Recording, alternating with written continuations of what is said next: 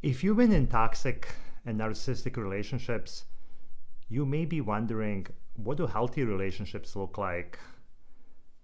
You also could be skeptical and thinking about, is it even possible to have a healthy relationship and have a relationship that's not based on trauma-bonded codependency and constant push and pull combination?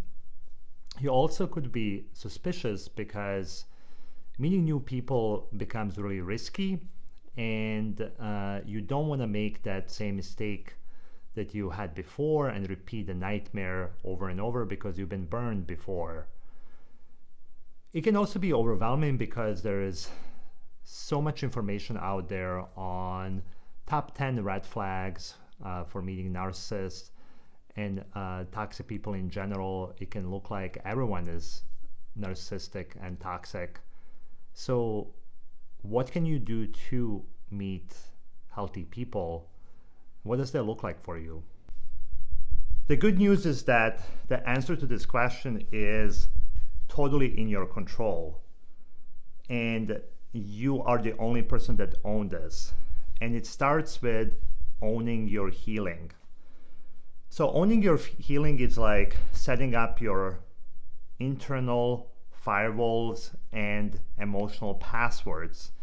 It starts with seriously owning things like setting up your boundaries, respecting your boundaries, slowing down relationships big time, checking in with yourself, practicing discernment, focusing on your interest, focusing on what you want without that external validation, without getting everything through the external source that we are used to and conditioned to for a long time. And it takes a lot of mindfulness to really get there, but it's very much doable, and it is the path to meeting and forming healthy relationships. Although owning your healing will repel a lot of toxic people, and your circles may become smaller, but the people that stay in those circles will be a healthier and supportive environment. It's always good to have a real life example when talking about this, because a lot of the conversations around boundaries are much easier said than done, and it's a lot harder to do them in a real time than looking backwards and identifying, oh, this is where boundaries would help. So I'm going to tell a story that I've heard recently from someone that we will call John. So John has been healing from toxic and narcissistic relationships, and he intentionally took a break from dating to really focus on himself. After some time, he was ready to start getting out there and meeting new people, and as a part of that, he set up a dating profile. And as things normally go there, he chatted with people, and someone stood out, and he thought that this person was good potential, made a good report, and John was kind of curious and interested. He also communicated right away that he was looking to start relationships really slow and build from there. And the other person just mirrored him and said, yeah, same for me. And everything looked pretty normal and innocent.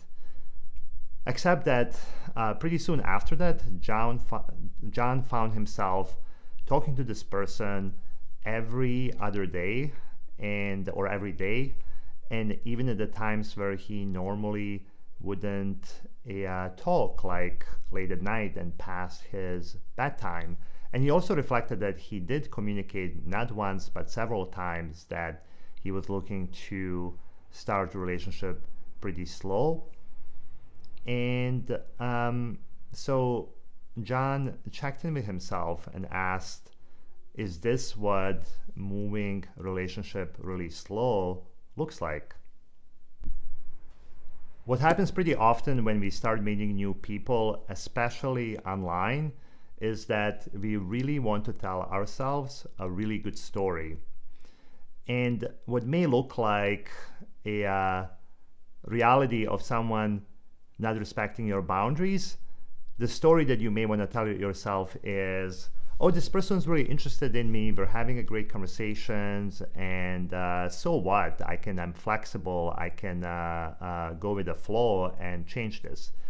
So the story doesn't really end here. So once John checked in with himself and thought it was moving a lot faster because also the other person was intensifying their plans. He was setting up like this extensive meetings with a whole weekend of doing things. John went back and firmed up his boundaries again and told him like, look, I'm comfortable with meeting you for coffee. We're having great conversations, and I'm not comfortable with committing to all these other things. The response back that he got is that this other person just flipped and told him off, called him names, and in so many words, started gaslighting him, and proceeded also to leave him about 10-15 voicemails,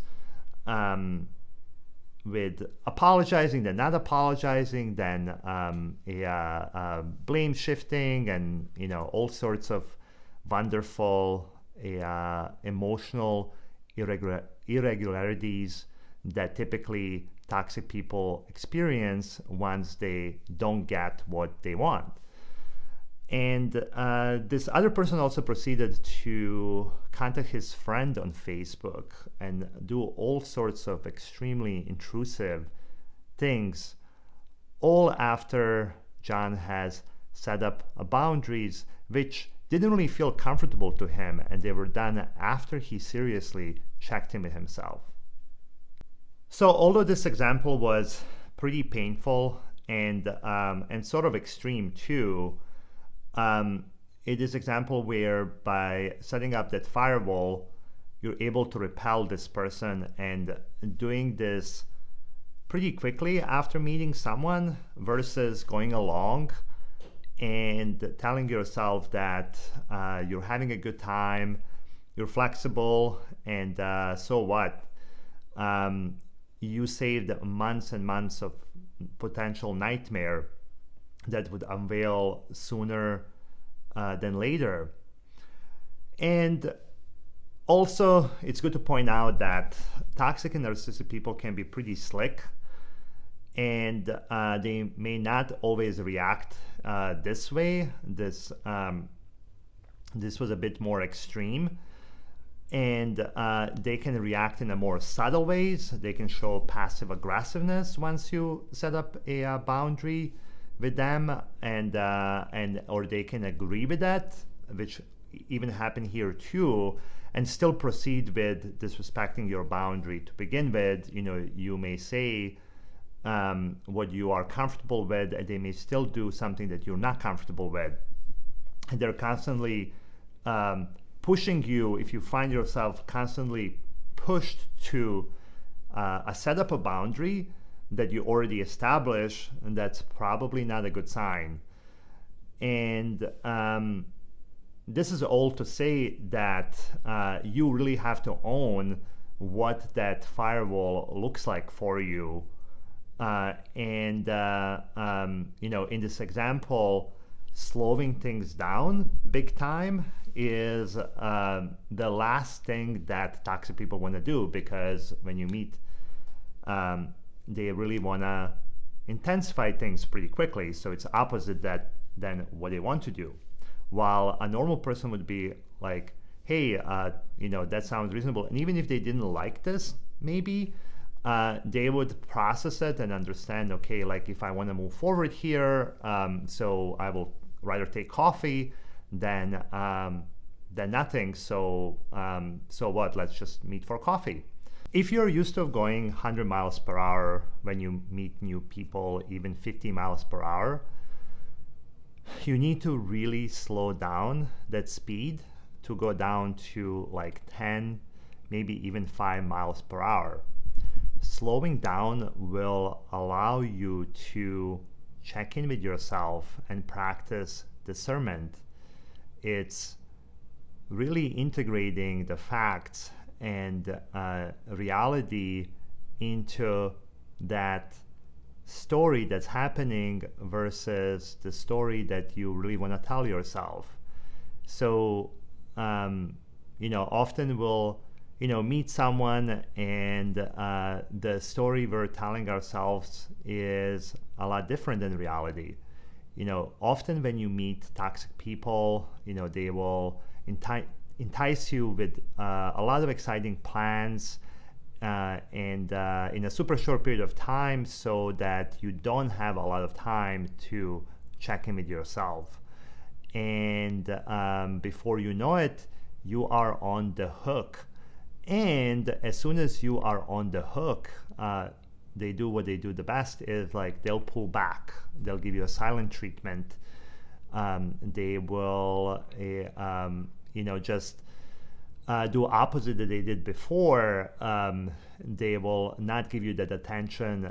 You're going to be falling off the pedestal. But at that time, you are already attached to this person. Your trauma bonding is showing up. And so the other person pulling back feels really painful. And the story that then you want to tell yourself is, oh, they're busy. Oh, they're, this and that. Maybe I did something wrong here. And, versus the reality of this person just told me I was their soulmate. This person told me I was the best. I was awesome. And now they're doing something completely opposite. And so that's where slowing down is really, really important.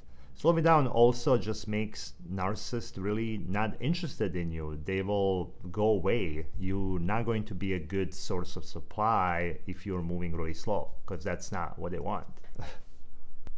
If you are an anxiously attached person, and at some point I will do a video that talks about unpacking attachment theory. It's the way we form bonds as babies have impact on how we form attachments as adults.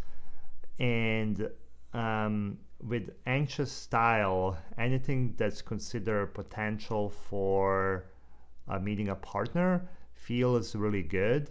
So anxiously attached people tend to overemphasize dating and importance of it. And I've done this before, when making dating something that's a big part of what you do, kind of like almost like part-time job. And in order to really heal from that, you need to do something complete opposite. So make dating less important and diversify your interests, diversify your friends. And this can be important to anyone, whether you know or not know if you have anxiously attached style.